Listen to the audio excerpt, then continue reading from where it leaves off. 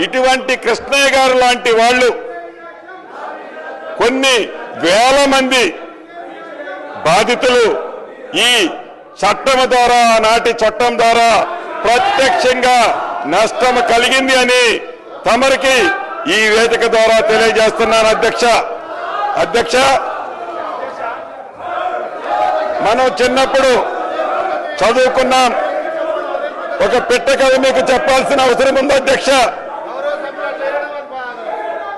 రెండు పిల్లులు రొట్టె కథ ఈ ధరణిలో ఉంది ఏదైతే రెండు పిల్లుల మధ్య ఒక రొట్టె కథ గ్రామీణ ప్రాంతాల్లో కథలుగా చెప్పుకుంటారు అధ్యక్ష ఆ కథ ఏంటంటే ఒక రొట్టె ముక్క రెండు రొట్టె ముక్కలు ఉంటాయి అధ్యక్ష ఆ రొట్టె ముక్కలో ఒక పిల్లి ఆ సైజ్ ఎక్కువ ఉందని ఇంకొక పిల్లి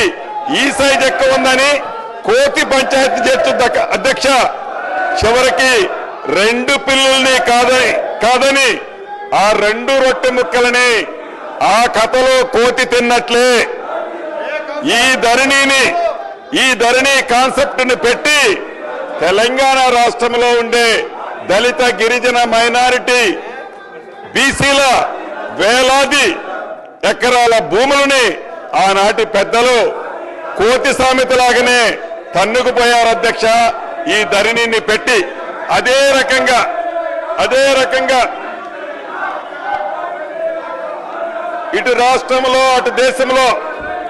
2014 ముందు కాంగ్రెస్ ప్రభుత్వం తీసుకొచ్చిన రెవెన్యూ చట్టాలు సంస్కరణలు